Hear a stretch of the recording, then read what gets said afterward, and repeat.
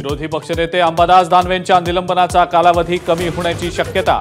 दानवेंनी सभापतींना दिलं दिलगिरीचं पत्र। उद्या मुख्यमंत्र्यांच्या उपस्थितीत बैठक।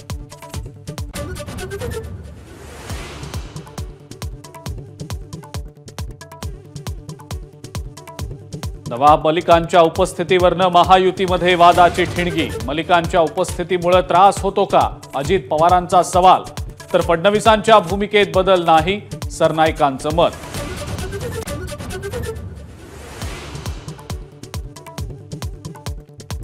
महायुती सरकारकडून 1,08,000 पदांवर भरती प्रक्रिया सुरू। 70,000 जणांना नियुक्तीपत्र प्रदान। उपमुख्यमंत्री देवेंद्र फडणवीसांची विधिमंडळामध्ये माहिती।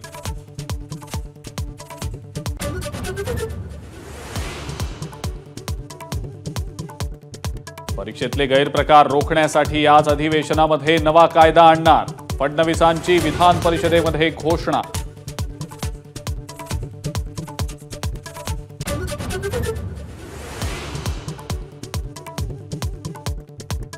आषाढी वारीच्या निमित्तानं पंढरपूरला जाणाऱ्या आणि येणाऱ्या वाहनांना टोल माफी।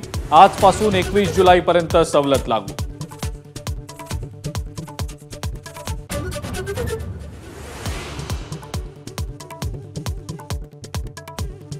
मुंबईच्या अपुऱ्या पाणी पुरवठ्याबाबत विधानसभा अध्यक्षांनी बोलावली तातडीची बैठक। संबंधित मंत्र्यांमार्फत पाणी पुरवठ्याची माहिती देण्याचे पालिकेच्या जल अभियंत्यांना निर्देश।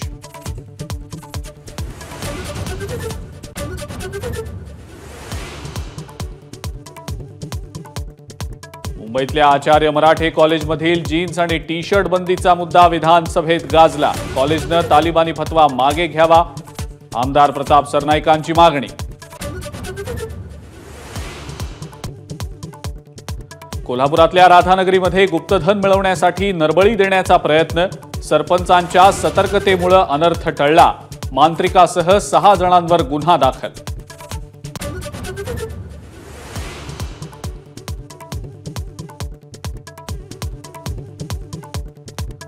आणि टीम इंडियाचं उद्या मुंबईमध्ये जंगी स्वागत होणार। नरिमन पॉइंट ते वानखेडे स्टेडियम पर्यंत ओपन बसमधून विक्ट्री मार्च काढणार।